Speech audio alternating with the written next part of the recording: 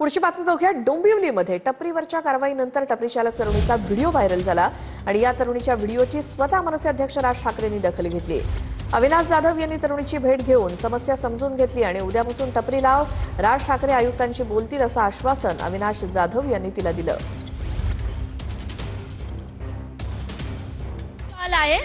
इथे स्टॉल लावला तर इथून फोटो गेला, केडीएमसी वाला आला, माझ्याकडे पूर्ण व्हिडिओ प्रूफ सोबत पाहिजे तर मी पण ते पण दाखवेल। हे तुझी गाडी तोडून फोडून टाकेल गाडी गाडीतून।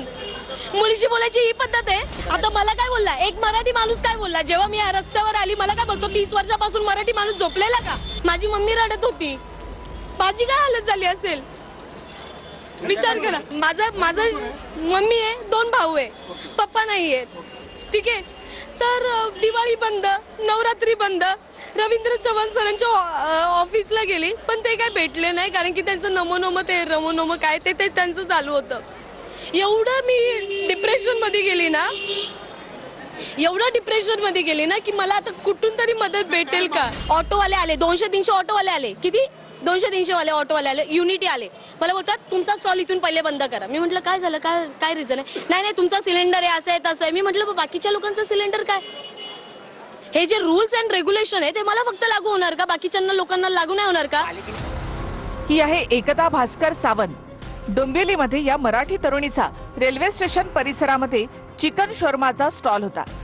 कल्याण डोंबिवली पालिकेकडनं फक्त तिच्या स्टॉलवर कारवाई करण्यात येत असल्याचा तिचा आरोप आहे। इथे फेरीवाल्यांना मनपा पाठीशी घालत असल्याचा तिचा आरोप आहे। ती मराठी तरुणी एक रील स्टार आहे।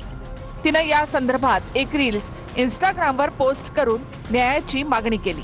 सोशल मीडियावर केलेल्या या पोस्टची दखल घेत मनसैनिकांनी लक्ष घालण्याचे आदेश राज ठाकरे यांनी दिले होते। राज ठाकरे यांच्या आदेशानंतर मनसेचे नेते अविनाश जाधवांनी थेट डोंबिवली गाठली आणि तरुणीची भेट घेतली। मी एवढं 2 वर्षापासून स्ट्रगल केलंय, नवरात्रीला बंद, दिवाळीला बंद, गणपतीला बंद, असं होऊ शकत नाही। या रस्त्यावर कोण पैसे नाही घेतला का? विदाऊट पैसे कोण लावून देणार नाही। जागेवाले स्वतःला शाणी समजणार आहे, भैया लोक स्वतःला शाणी समजणार। पाठी माझा एकटीचा धंदा पण करणार ना दादा, पाठी राहून रडणार, हसणार माझ्यावर, माहितीये का तुम्हाला? हा हे बघा, हे कुठं विकणार आहे?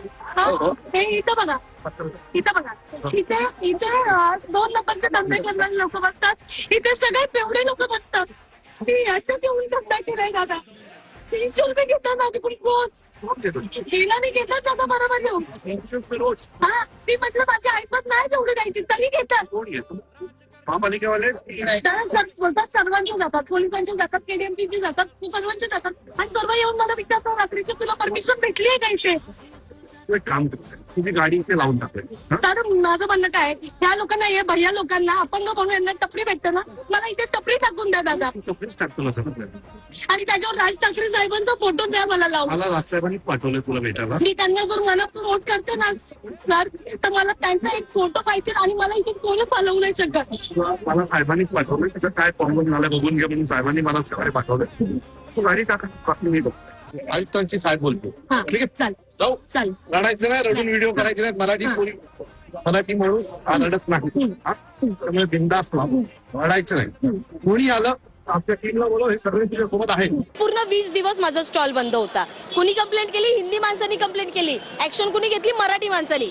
माझा धंदा बंद केलाय ताई, माझी काय हालत झाली असेल? माझी मम्मी रडत होती, माझी काय हालत झाली असेल? आमचा महाराष्ट्र आहे, पहिला हक्क आमचा आहे। जर आम्ही कमवत असेल ना तर आम्हाला पाठी खेचू नका। त्या ताईला आम्ही गॅरंटी देतो 100% की परत तिच्या गाडीला किंवा राजसाहेबांचा फोटो तिकडनं कोणी हलवण्याचा प्रयत्न केला तर त्यांना दिसेल मनसेची ताकद काय आहे। माध्यमांशी संपर्क साधण्यासाठी एकता सावंत आल्यामुळे फेरीवाल्यांची एकच गर्दी झाली होती। फेरीवाल्यांची गर्दी पाहता घटनास्थळी पोहोचलेल्या पोलिसांनी गर्दी कमी करण्यासाठी इथे सौम्य लाठीचार्ज केला।